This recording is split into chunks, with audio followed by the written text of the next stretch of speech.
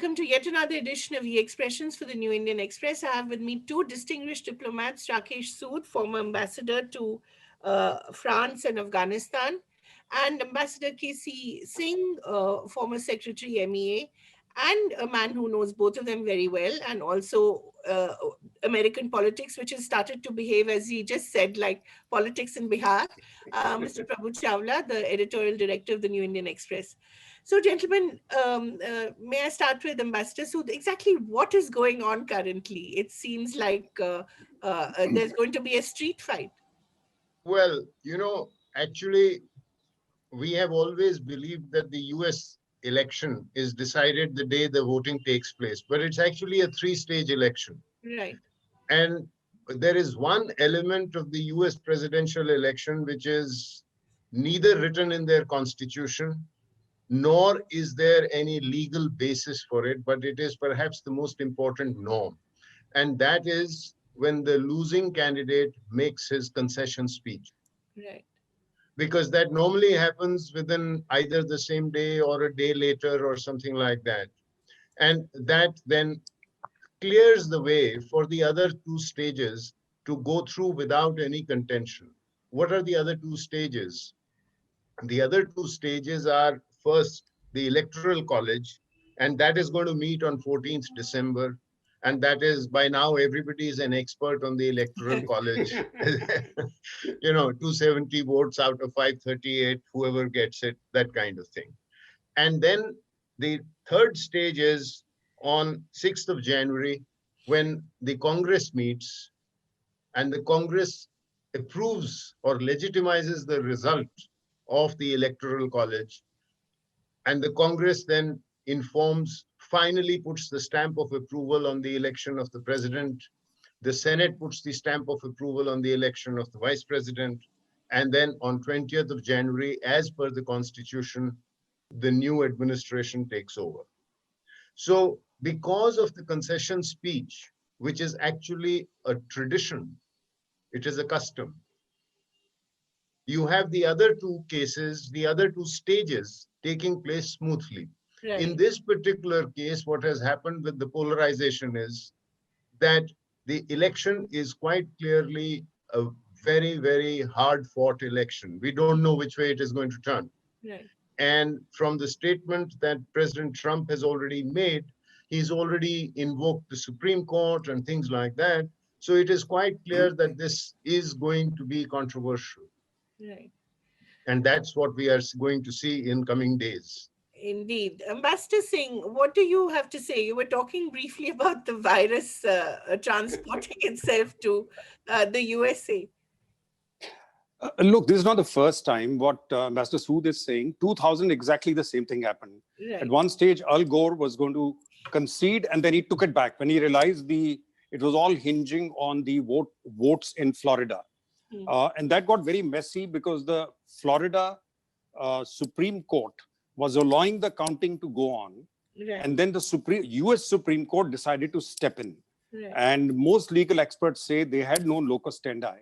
They had no business to step in because, as you know, it's a federal system. And in the federal system, states are unlike a system where you have a chief election commissioner and an election commission. In US, the methodology of election is decided by each state. And that's why there is great variation in how they go about it, which is what we are seeing now. Right. Because in case of three states, that is Florida, North Carolina, and Ohio, simultaneous counting took place, both in respect of the votes cast yesterday, as well as the postal ballots. Right. In case of Pennsylvania, Massachusetts, and Wisconsin, that is not the case. We are finding it's got backloaded. And that was always a worry. And that's why Trump has been, for many weeks, realizing this ultimately will come down to what is called the blue wall, the three states in the north, in the Midwest North. Right. He has been delegitimizing the electoral process. He's been saying the result must come by nightfall. Now, there is no such thing once the votes have been cast, and particularly when you have a pandemic, and a lot of people have sent in postal ballots. Right. I mean, there is absolutely, you can't, and now he did exactly that today. At 2 o'clock in the morning, he comes before the media, and instead of saying what Biden said, that we think we are going to win, right, he said, I have won. Why are they not legitimizing? And he contradicted himself. He's saying in Arizona, please keep counting the votes because Yeah. he's lagging there. But in Pennsylvania, he says it's all fraud. It shouldn't be counted. Now, I don't think any court will intervene. They've been to the Supreme Court first on the postal ballots, and even the Supreme Court at that stage endorsed it. They said what has been received by this date, what is probably controversial is a local decision to say even if it is stamped on November 3 and it comes 3 days later, it'll still be counted. Maybe on that they can do. But they can't go to the Supreme Court directly, which is what Trump is threatening to do. But in the process, he has caused a lot of, he has exacerbated the tension and probably taken it to the street level. But what we've seen, fortunately, is that Wisconsin has moved very rapidly. There's been a switch there. Biden is leading, albeit by a very narrow margin. Because the postal ballots are coming in, which are supposed to be 80%, 20%. Democrats, 80% Democrats, 20% Republicans. And I think Trump may have realized that these ballots are likely to swing Pennsylvania or certainly Massachusetts. If these three go, which is 46 seats, then Biden is home and dry. Biden probably just needs 2 of them if he does not lose Nevada, because there his lead is narrowed and he's won Arizona. Now with that, he just needs 2 out of 3. But having lost Arizona, and if Georgia by then is not declared, that's the other troublesome one, because the governor is a Republican. So he's just stopped the counting this night. And therefore he's waiting for daylight so that the Republicans can rush to a court. The neater outcome will be if, Biden gets 2 out of these 3, then Georgia is moot. It's not important to win or lose Georgia. But if this does not happen, then I think we're in for a messy fight. So it makes one feel rather proud of our own system, doesn't one? You can feel quite chuffed about it. We have 800 million people who vote, and it goes pretty smoothly. Here, if anything, the opposition curses the machines. They don't curse the ruling party. Yeah. No, Kathy, I'll ask both the ambassadors one question, because I spoke to some people in America today before coming here. They were all still in the other side. They're still awake and waiting for that. And most of them feel that there is some kind of stuffing of votes going on. The people are bringing in bag full of votes. They are throwing into the counting center. That is what is happening. That's why Trump was referring to, perhaps, because votes are still, somebody is bringing the votes, ballot papers, and throwing into a counting center. They have stopped, in fact. Counting has happened in some of the states, but they are not declaring Trump victorious because he has got more votes. I don't know whether you have heard it or not, but I have heard from the horse's mouth that votes are being stuffed there, like used to happen in Bihar and everywhere else. Either you take away the counting machine or you take away the ballot paper. Here the ballot paper are being brought from outside to be counted when the counting is already stopped. But Prabhu, this is not the first time. Trump has said while electioneering that thousands of ballot papers were found in a river. They were not, because Trump operates on a parallel reality. And then there are these people of QAnon. You see, I'm not quoting Trump. I'm quoting the people who are right there. Correct. But these are people, followers of Trump, are like the Bhagats here. Anything that the top man says is just the truth. And that is the truth. So, you have... Casey, try it like a true liberal. You're also assuming certain things. That my person I have spoken to is a Bhakt. He's not. Was you witness to the stuffing? Yes. That's what I'm asking. No, I doubt it, but I can't not doubt my own relatives. No, did he take a picture? No, he would have taken a video, a picture. Yeah, I'm telling you another one thing that happened in this election, which is very surprising. They sent me a couple of pictures about 5 days ago, the kind of procession happening there in favor of so and so. I'm not going to name, because Casey will jump to the conclusion again. That mail was stopped by Google. That it is a political propaganda. You are sending mails with the pictures of a particular candidate. It was stopped. It is on record. I'll show you. That is the thing going on. Google is stopping the mails also going from in favor of a particular candidate, distributing happening there. That's the worst kind of censorship happening around that place. Google is not allowing in the communication of people. I've got the facts of that machine. I'll show you. I got through the WhatsApp that what the mail was stopped. And Google said it's a propaganda. It is a picture of Trump campaigning, nothing else.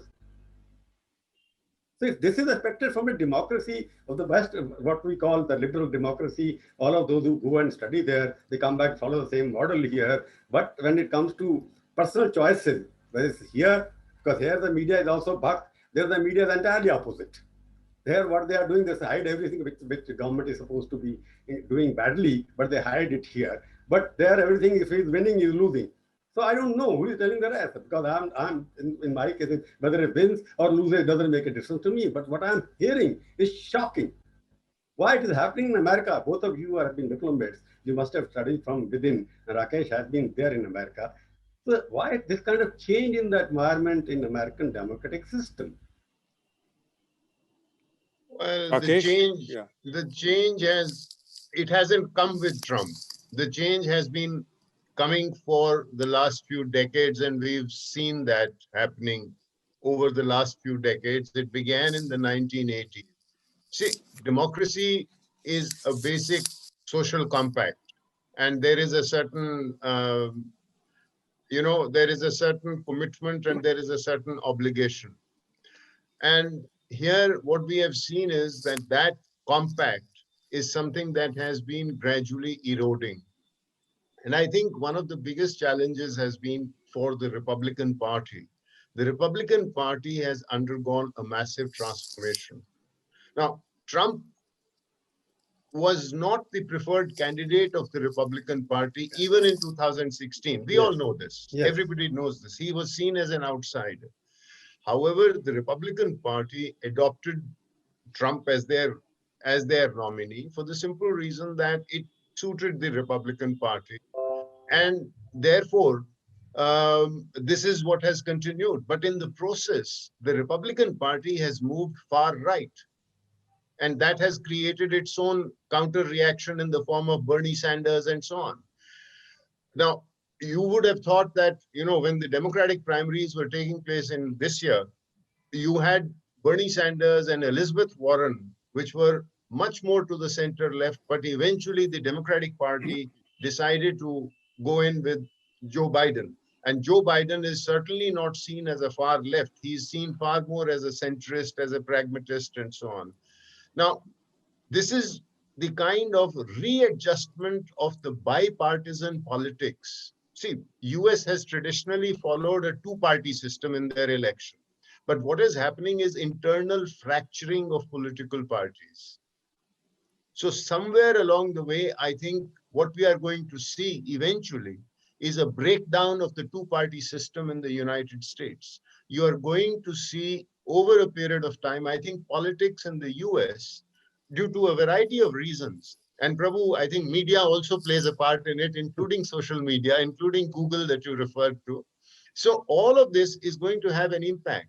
And I think we are going to see a shift away from the two-party system which has dominated. In fact, when the first election took place and George Washington became the first president of the United States in 1789, at that point, you didn't have political parties in the US. Political parties evolved separately and subsequently. And over a period of time, and in fact, when the Constitution was being written, the framers of the US Constitution felt negatively about the power of political parties. But eventually, political parties evolved, two political parties emerged, the Republicans in their current form and the Democrats. And then they became more and more powerful. And then they dominated the whole primaries and the electoral system and so on. And I think what we are seeing today is actually something that is going to be a fragmentation. Kathy, what is your opinion on this? Yeah, that's quite fascinating. Yeah. Well, it is not going to happen now. I mean, but I think over a period of time, that would be the direction in which it is likely to evolve. Yeah.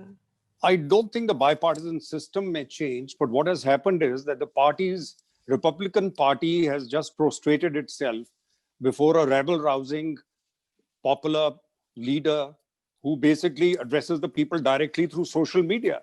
He doesn't really need the party. For him, it's tweet by tweet, and parties don't need. So party is just attached to him, and the party needs him to get the senators and the congressmen elected. So it is populism by which this person has become, and this is exactly what the founding fathers of America feared, and that is why the checks and balances were created in the U.S. system.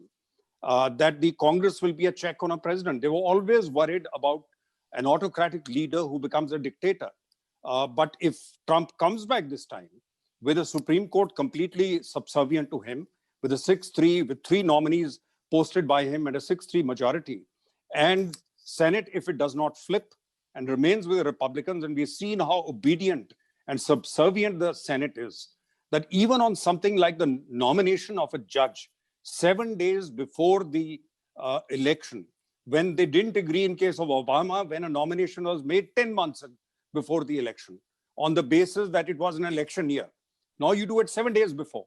So it's essentially a very autocratic, centralized system where parties have become defunct.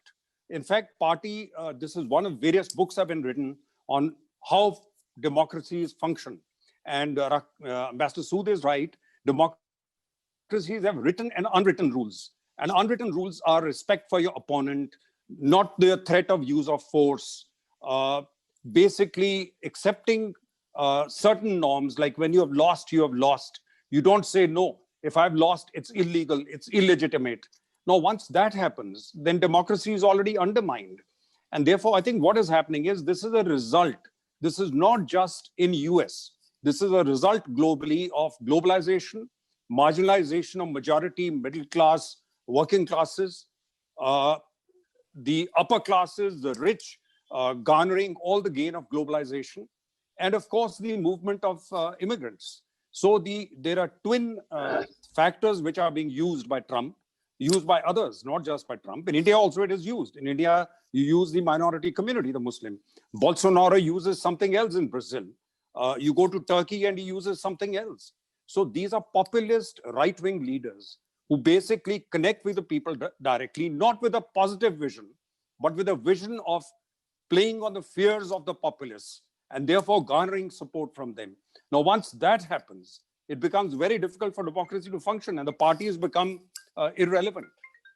Yeah, it's a personality-less election. I know in America, it is always in personality, which is happening much more often now. But I'm coming back to the basic question which both of you raised just now, rich people and whatnot. Because Obama, he represented the compromise, what they call, what Modi called the Lutyens Bailey. There is a Washington lobby there in America, they are known as. Any candidate who is not accepted by Washington is always seen as an outsider. So Trump was an outsider, Rakesh said, in the beginning, because he did not belong to what Washington thinks America should have as one of the presidents. But I'm coming to a bigger question, because outside interference, corporate interference. In this case, there are allegations in America that Russia was interfering, China was interfering. Now I can see, certainly, because Facebook, Google, everybody is interfering in the election. It means the people's mandate is not being reflected as it should be. And these social media, what we are talking about, they have banned Trump also, they have banned others also. But do you agree that interference from outside, the non-state players, rich players who control the communication system, they are also trying to divide the society and polarize that? Rakesh. Well, you're right, Prabhu, in the sense that what we are seeing is whether this is adding to the polarization, certainly, but this is also a reflection of the polarization. You know, polarization is a phenomena that has led to, and in a sense, social media with its echo chamber phenomena adds to the polarization, because what happens is that people everybody becomes a journalist, everybody has a voice, everybody has a platform, and everybody has a supportive audience. And so, you tend to hear what you want to hear and that kind of thing. So it actually, the echo chamber effect of social media adds to the polarization. And this is where democracy finds, that is what I said, by developing a new social compact for sustaining democracy.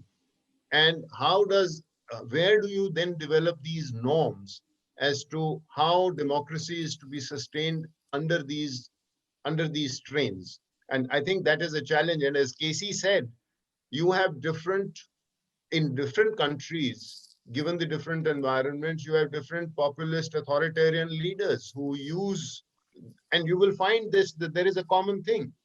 All of them try to create their own narrative, whether it is Bolsonaro in Brazil, or whether it is Erdogan in Turkey, or whether it is Trump. I mean, there is, in a sense, a disregard for science, a disregard for facts. It is as if what I say as the leader is what is the narrative, and that is what is sought to be created. Now, Rakesh, I asked you a specific question. This is interference from outside, whether these are the tech giants who are interfering everywhere, and whether they're Russia and whatnot. Both of you are diplomats, must be knowing how the outside agencies can influence an electoral outcome. So what system they use to influence it? Well, Prabhu, again, I mean, for 2016, I think that there is a certain amount of material that is available in the public domain, which talks of the fact that, yes, that there was some interference. Now, whether it was decisive or not, nobody can really determine that. For the current election, I'm not sure whether that kind of interference, whether there is any hard evidence. Yes, there may have been attempts. I think we've seen newspaper media reports indicating that there were perhaps attempts. But I think the US systems have also been tightened. And so I don't think that there is any evidence to indicate that for the current election, that there has been interference. Although you would perhaps remember that even earlier today, early in the morning, there was some report saying that in North Carolina, bots were ringing up people saying the queues are very long, you don't need to go and vote today, you can go and vote tomorrow. And the Attorney General in North Carolina went public to inform the people, look, this is all a false notice, and actually you have to vote today, etc., etc. So, so now, but again, when I tried to check as to who was behind these bots, there is absolutely nothing in terms of any speculation even as to who was behind the bots which was trying to delay or suppress voter participation in North Carolina. Now, whether this also happened in other states or not, I really don't know. I mean, we are too close to the event, I guess. So, I wanted to ask both of you, gentlemen, what does it mean for the image of America? When both of you started out as, as diplomats, America really was a giant, and culturally, economically, it was such a unipolar world. Even though, of course, there was Soviet Russia. But America was always a leading light in terms of democracy. What does it mean now to see the hollowness sometimes of American democracy, American healthcare, the American education system? It doesn't seem as Teflonish as it used to be, right? You're asking me? Yeah, well, both of you. Let Casey answer that. No, if you nominate, it's better. Yeah. No, go ahead, Casey. Go ahead, please. Yeah. Look, the US commitment to democracy at home was always there, but US commitment to democracy all through the Cold War was always very suspect. Right. There is a famous statement of somebody saying, so-and-so is a bastard. Why are you supporting that dictator in Latin America? But and the US president saying he is a bastard. Our bastard. So, during the Cold War, it was very selective. We've seen what happened in Pakistan. Democracy came, democracy went. US did not shed any tears all over the Gulf. Shah of Iran, they backed the Shah of Iran. So therefore, it was only sort of, but then the opposition was coming from Soviet Union. The fight was not so much about systems as the communist ideology and the capitalist ideology. It was not so much about systems. Right. Whereas now in between US, when it became the dominant hegemon for almost 3 decades after 1991, they wasted an opportunity. They wasted so much money and so much material and lost so many lives trying to bring democracy to Afghanistan and Iraq. Right. Now, it would have been obvious from the beginning that democracy in the Western liberal form is not exportable, and it's not exportable in toto, because the minute you take away a Mubarak or you take away an Assad, then you're unleashing forces, and many of those forces are right-wing religious forces. Right. And it becomes very difficult, and they are not committed to democracy. We saw the Muslim Brotherhood come in Egypt, and then the military had to step in again. And one of the finest speeches, I think one of the presidents who was committed to this was Barack Obama. And his speech at Cairo University was a great speech. He went to Egypt because he saw when the Arab Spring started.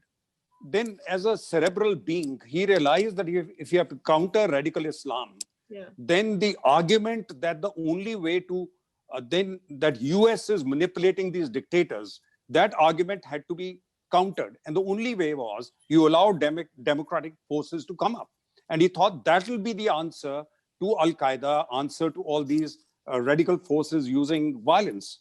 But then what happened was that Muslim Brotherhood came in, and then they started completely demolishing the systems. They came in using democracy, but then they were committed to an extreme right-wing ideology. Right. And that is where, then I think America stepped back. They realized you cannot export democracy in its current form as practiced in the West. And now, in any case, it's not even practiced in the West, as we are seeing. And this is what China is saying. China is gloating over it. They're saying, look at us. You've been giving us lectures about political reform and political changes in our country, but socio-economically, we are far ahead. We have conquered the pandemic.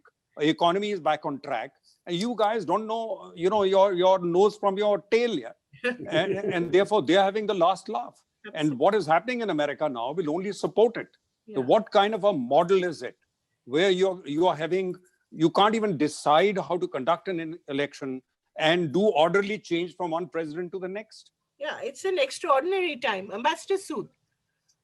Well, I think when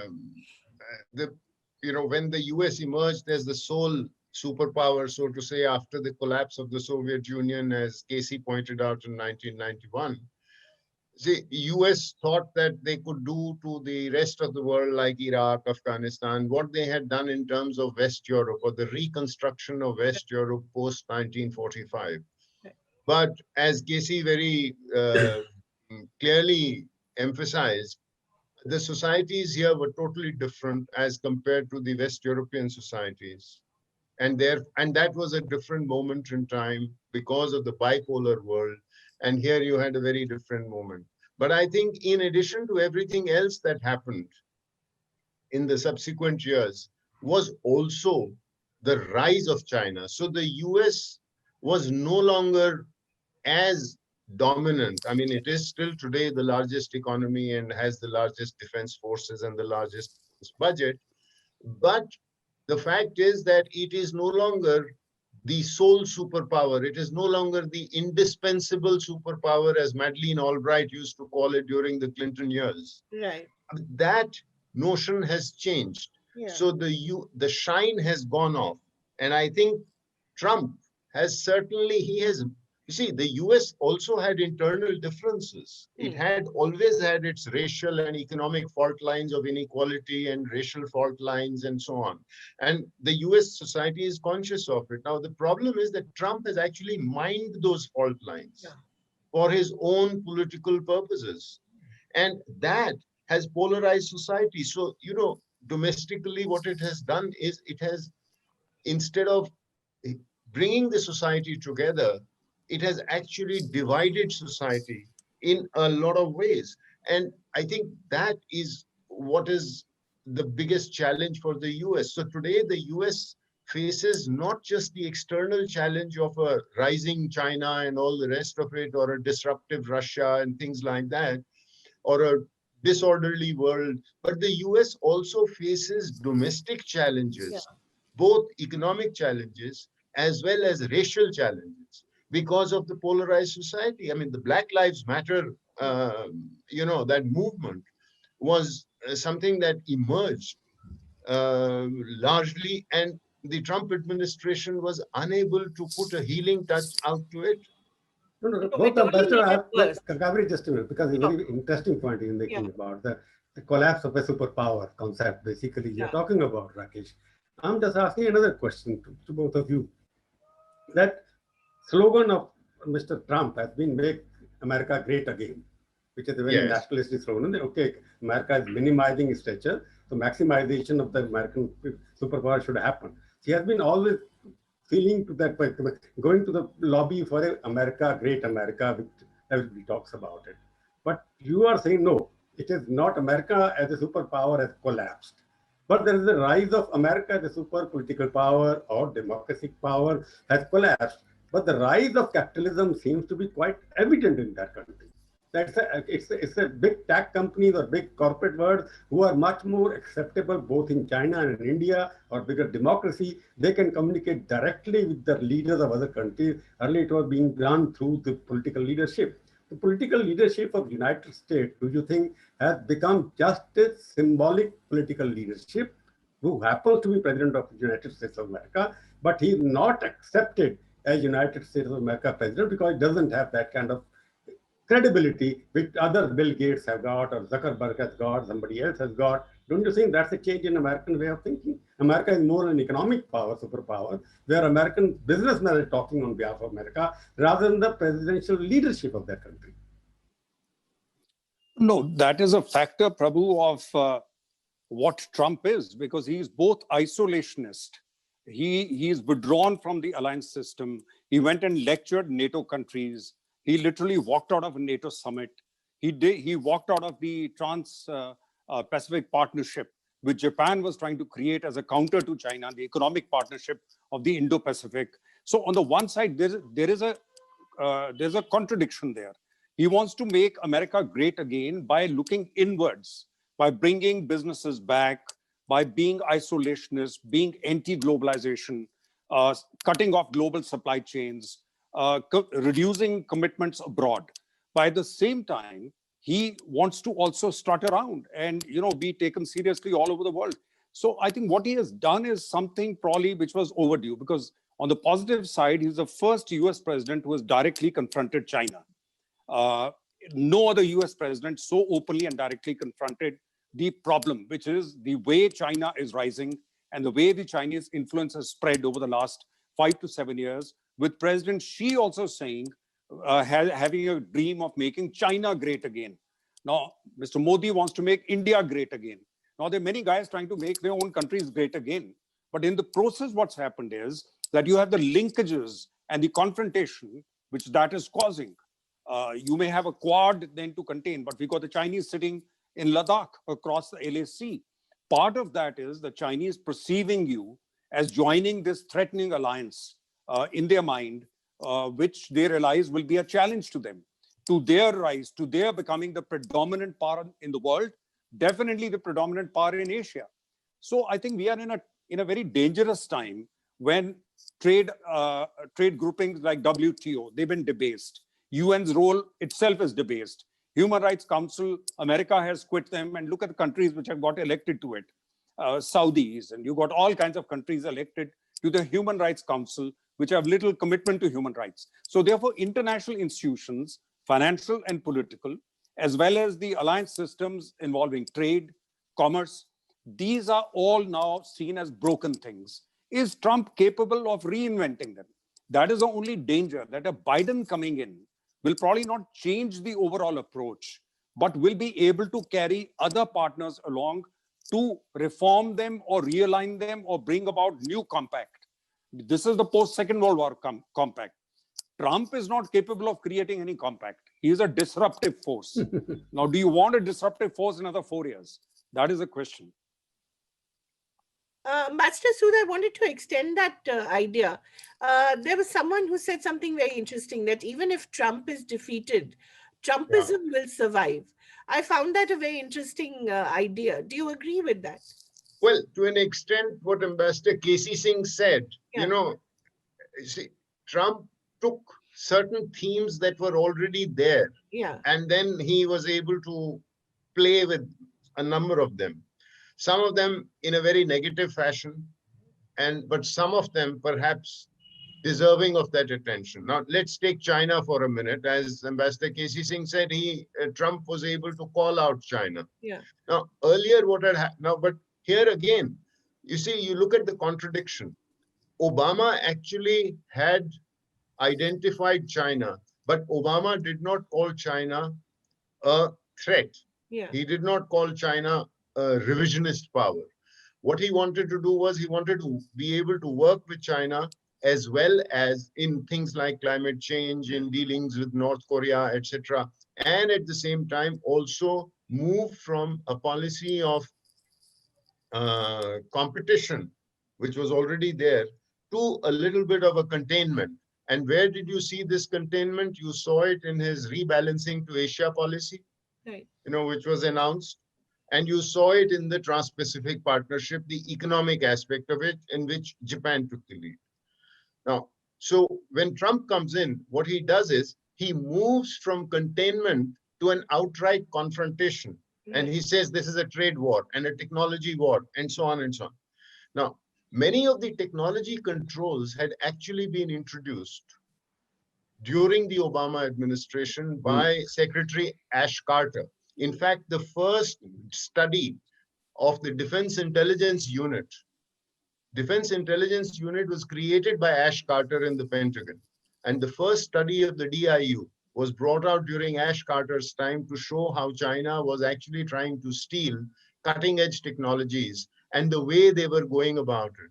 And therefore, there was a growing need to strengthen laws relating to the Committee on Foreign Investments in US and things like that, which happened. So what I'm saying, but then Trump at the same time converted the containment into a confrontation. But at the same time, what he did was he took away the TPP because he withdrew from the TPP. Right. So the confrontation remained as a frontal trade war, technology war, etc., etc. Now, which meant that other countries like Japan, like South Korea, like countries in the ASEAN or India were then faced with this situation of us versus them kind of thing, making a choice between are you with US or are you with China? Whereas I think Obama realized that those are uncomfortable choices, unrealistic choices, because China, unlike the Soviet Union, is an integrated economy globally. Right. Soviet Union was not an integrated economy globally. Soviet Union was only integrated within the Eastern Bloc. Eastern Bloc, yeah. Right. But China is a globally integrated economy. For 127 countries, China is their biggest trading partner. Right. That is extremely unusual. Chinese investment, and China has sort of, they have planned and they have a certain strategy. If you look at the Belt and Road strategy, that is also an investment strategy which brings in, more than 50 odd countries into a certain investment related relationship of infrastructure development, etc., etc. So Obama, realizing this, preferred, rather than a confrontational approach, which can easily translate into conflict. Because the next stage, you see, you move from cooperation to competition, right, from competition to containment, from containment to confrontation, and after confrontation, the next stage is conflict. Yeah. So, I mean, Trump decided that he wanted to shift gears and move to confrontation. Directly. But then, I think, let us discuss the takeaways from this election, because the time is left now. Both of them, what are the takeaways globally and particularly in respect to India? Because India, the continuation in foreign policy is always the familiar uniqueness of every regime, whether it is India, whether it is there is some kind of a continuity in foreign relationship. And Rakesh, you have been there and you have been watching. The Casey has been reading the fight secretly in South Block. So I would like to, even Rashtrapati found that matter. So I would like to ask both of you, what does it mean in terms of what are the takeaways globally? You have defined various things. What if you summarize in 5-6 takeaways from global world as well as India, if Trump retains power and if Biden wins? Casey can start. Casey is look, the difference is essentially the core of Indo-US relations, and the trajectory of Indo-US relations will remain the same. It'll grow. It's a question of the details. It's a question of the speed it acquires, or the public articulation of that relationship. Essentially it rests on 3-4 things. One is defense. On defense, for Secretary Pompeo to come to Delhi, stand with us, and directly threaten China is unheard of. I mean, this they don't even do with Taiwan. They don't even do it with their allies. So that, I think, was more electoral rhetoric. It was more Pompeo playing if he has to, fight a presidential election next time. I didn't take that seriously. Because if Trump is not willing to stand with the allies, he's not going to come and fight with us and fight with China. So one is defense. But they are willing to sell us cutting-edge weapons. We've signed the 4 foundational agreements. They weren't all created during the Trump period. They started earlier. So it's a process which was given the final dimension during this period. Now, the other one is trade. On trade, we will get less pressure, but nevertheless, that issue is not going away. With Trump, it's a disruptive feature where he'll get after you and say, why are you not buying Harley Davidsons when the market may be just $3 million? There's no comparison at all between them. So with Trump, it was often parallel facts, totally unrelated to reality. But with Biden also, you'll have to sit down and really balance your trade and see where you're going with it. The other two are, one is the Islamic, and the third is Islamic world. Trump has caused tremendous amount of disruption in the Islamic world. He's gone after Iran, which complicates our relationship with Iran, then the handling of Afghanistan, Central Asia. He sided with Saudis and the Emiratis and the two Mohammeds. That will change. And I think they must be the most concerned today, will be the two crown princes, one in Abu Dhabi and the one in Riyadh at the moment, on what happens, because they are afraid that a Biden presidency means that they will reach, or you might, in fact, get a former Deputy Secretary of State as the Secretary of State. And he's the one who negotiated the Joint Comprehensive Program, the nuclear deal with Iran. So, you know, that door may be reopened by America. Then you have fractures between Shia and Sunni, fractures between Sunni and Sunni. You've got Turks on the one side, and you've got Qataris with them on the Iranian side, and you've got all these others on the other side. Now, Trump has created this huge churn in the region. The next Biden will try to heal it, will try to, you know, see if we can get this entire region together to find a solution to West Asia, to Syria, to the problems, and to see how you can peacefully contain Iran rather than confronting it, and therefore opening the door to China. The Chinese have got greater support there. So these three basically, but the last one is on Indian domestic politics, freedom of expression, speech, how you deal with opposition here, etc. Now, these, how you deal with the minorities. I think this with Biden, because of the Democrats, we saw that altercation between a foreign minister, external affairs minister, and Jaipal, which Kamala Harris had joined, where he refused to meet someone because he thought they were not, they had been critical on Jammu and Kashmir. Now, therefore, with the Democrats, that may be back on the table. May not openly, but definitely that would be on the table. With Trump, that is not there. But with Trump, you inherit all the disruption, all the chaos, with the possibility he may go and cut a deal with China, and therefore leave you adrift. You left out Pakistan in the entire narrative of yours. Pakistan today is that is more important for domestic optics. Correct. But I think what has happened is, Prabhu, I now see a Sino-Pakistan combination. I don't think the Pakistan problem is a standalone problem now. And by the Chinese coming on the Ladakh border and with their interests through Gilgit-Baltistan and the CPEC, their interests are much closer. And we should think in terms of not any open confrontation with Pakistan alone. There's a good possibility it'll be two for the price of one. The Chinese may well, more directly than ever before, come to Pakistan's rescue in case of anything in this region, because they'll see it impinging on their economic interests in the CPEC, etc. So it's got more complicated. So the Chinese, the old patron US had left, they've got a new patron, which is very much there. Rakesh, if Trump returns, what happens? But Casey has put out a narrative which is much more. They will unroll what Trump has done. They will do. What do you think that in US that happens, that outgoing president, the incoming president comes and dismantles everything which was laid by the previous president? No, but sorry, Prabhu, you said if Trump returns. Yeah. Or are you saying if Biden comes? If Biden comes, I'm answering both the questions. If Trump comes, what happens? Will he continue with the same rhetoric which Casey is talking about? Or Biden will reverse everything which Trump has laid down? Well, I think if Trump returns to power, then I think what we will see is an acceleration of the trends of disruption that Casey pointed out, particularly in West Asia. And that will have enormous implications for us. At the same time, Trump will certainly want to sell us more LNG, shale gas. Mm-hmm. He will also put pressure on us on the trade issue, on the visa issue. Yes, he will probably not talk to us about Kashmir or CAA or human rights or things like that, because he couldn't be bothered. He doesn't bother about it in his own country. So what the hell? Why should he talk about it to us? But as Casey is also absolutely right. He could well do a deal with China tomorrow, which may just leave you, out on a limb.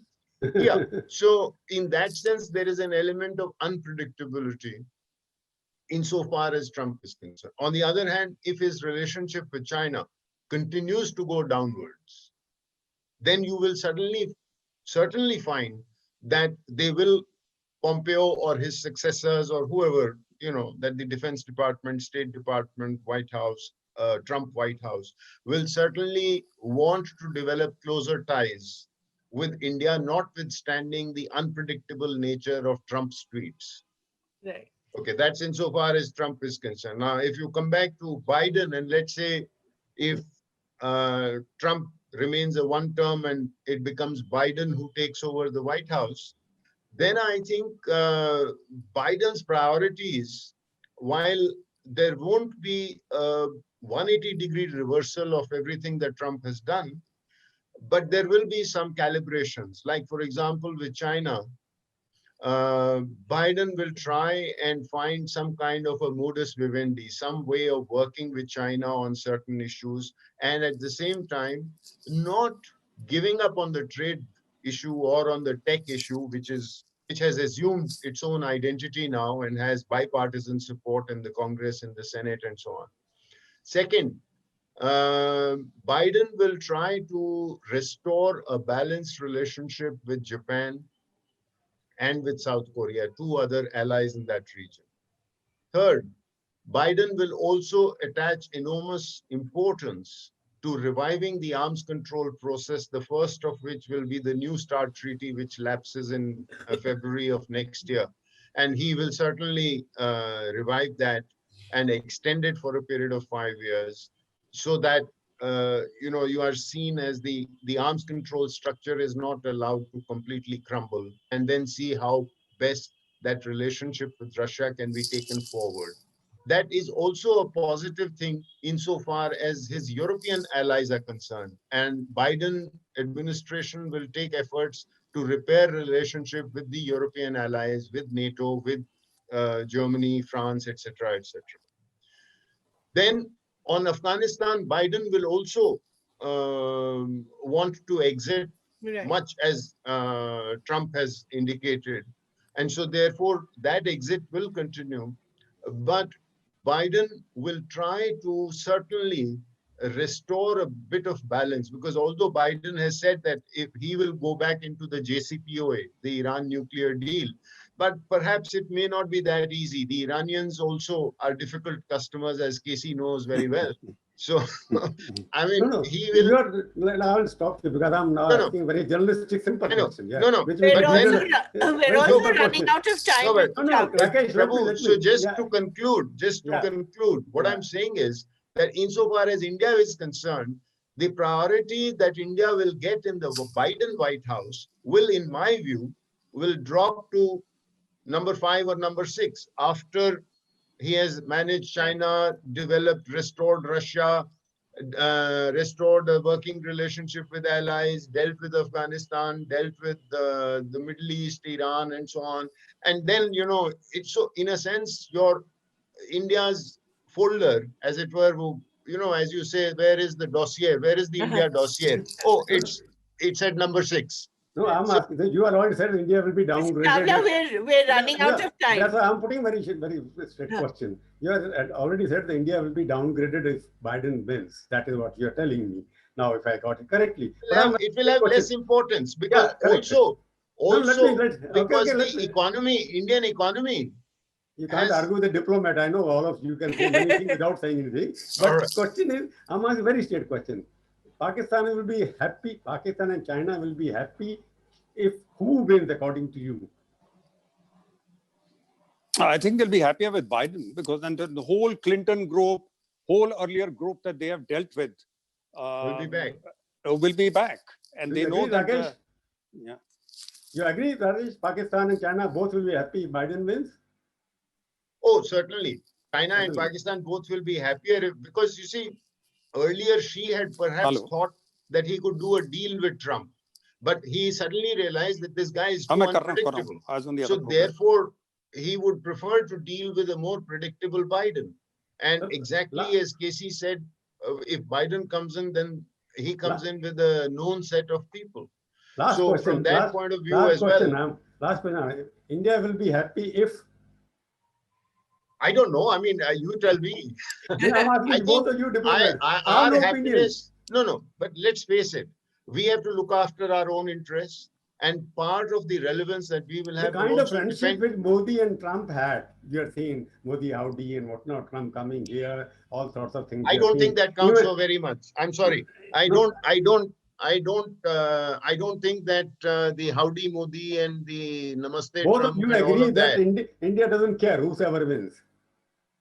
Yeah.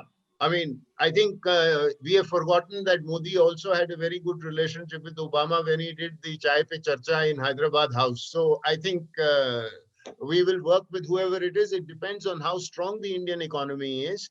What is India's role in its region? Can we manage our neighborhood? And I think it is that that will determine how important or where is the value or what is the importance that the White House will give to India. Right. Casey, do you agree that India No, will be absolutely okay? correct. Absolutely, because we have to stop. We are a large country. We have to stop worrying, looking for endorsement and the hugs from leaders of other countries. I think we should get over this. This Jappi Puppy doesn't work. Correct. It's more for domestic display. It's very good to display domestically. But all these guys are, absolutely total Hardcore. pakka politicians. They understand all this. I think ultimately it's a question of how useful are you to their interests in the world. And to that extent, you be pragmatic and deal with it. Thank you all, gentlemen. It was a very exciting discussion, almost as exciting as the elections. Thank you very much, and hope to see you soon.